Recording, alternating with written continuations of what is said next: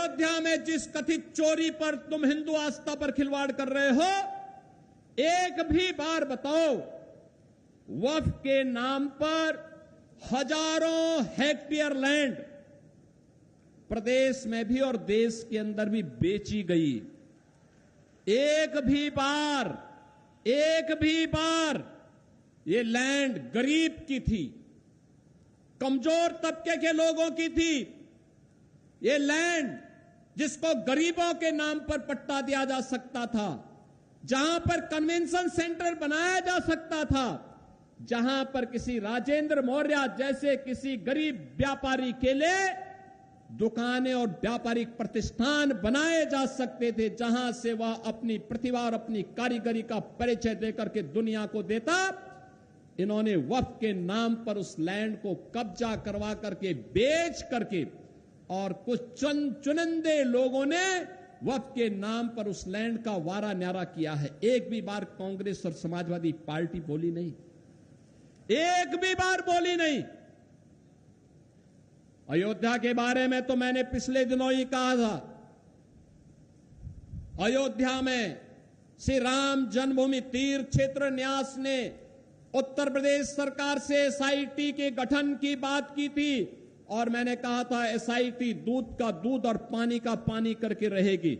और बहनों और भाइयों, अयोध्या में एसआईटी ने जो जांच की, प्रारंभिक रिपोर्ट के आधार पर ट्रस्ट ने कार्रवाई करते हुए एफआईआर दर्ज कराई। एफआईआर के आधार पर जिनके खिलाफ साक्ष्य थे उसके आधार पर कार्रवाई भी हुई है। लेकिन मैं कहता हूं, वक्फ के नाम पर समाजवादी पार्टी और कांग्रेस के लोगों के मुंह पे फेविकोल क्यों लग जाता है? क्यों इनका मुंह बंद हो जाता है? कैसे लोग हिंदुओं के धार्मिक स्थलों पर हिंदुओं के द्वारा दिए गए पैसे का दुरुपयोग कब्रिस्तान की बाउंड्री के नाम पर करते थे, तब आस्था आहत नहीं हो रही थी। जब ये इलीगल स्लॉटर हाउसेज चलाते थे, गौ माता की हत्या करवाते थे, गौ माता को तस्करों के हाथों में बिछवाते थे, तब क्या हिंदुओं की आस्था आहत नहीं हो रही थी? जब अयोध्या में राम भक्तों पर गोली और लाठी चलाते थे, क्या तब हिंदुओं की आस्था आहत नहीं हो रही थी? जब इनके द्वारा भगवान राम और भगवान कृष्ण को काल्पनिक कहा जा रहा था, तब क्या हिंदुओं की आस्था आहत नहीं हो रही थी? मैं पूछना चाहता हूं समाजवादी पार्टी और कांग्रेस से, जब ये कावड़ यात्रा को प्रतिबंधित करते थे, क्या तब हिंदुओं की आस्था आहत नहीं हो रही थी? जब इनके द्वारा श्री कृष्ण जन्माष्टमी के आयोजन पर रोक लगाई जाती थी, दुर्गा पूजा के पंडालों को रोका जाता था, तब क्या हिंदुओं की आस्था आहत नहीं होती थी? जब किसी हिंदू पर्व और त्योहार के पहले दंगे और उपद्रव शुरू होते थे, तब क्या हिंदुओं की आस्था आहत नहीं होती थी? क्या इसका जवाब कांग्रेस और समाजवादी पार्टी के लोग देंगे? और यह प्रश्न हम में से हर जागरूक नागरिक को इनसे करना चाहिए।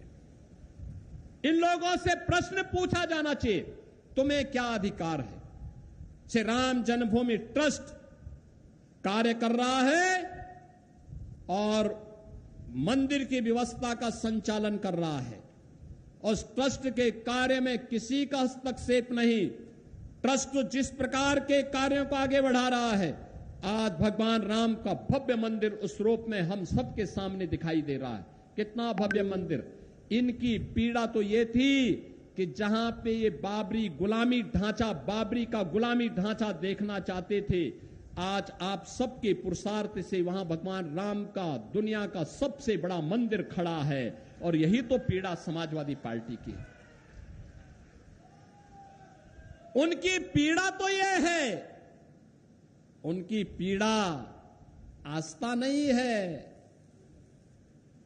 और इसीलिए मुझे देख के लगता है, अब तो इन सपाइयों से, इन कांग्रेसियों से गिरगिट भी शर्मा रहा होगा कि भाई देखो, कम से कम एक नई प्रजाति आ गई है कि जो हमसे तेजी के साथ रंग बदलती है। और ये इन लोगों के दोहरे चरित्र से आप अनुमान लगा सकते हैं। और इसलिए बहनों और भाइयों, आप सबको मैं आश्वस्त करता हूं,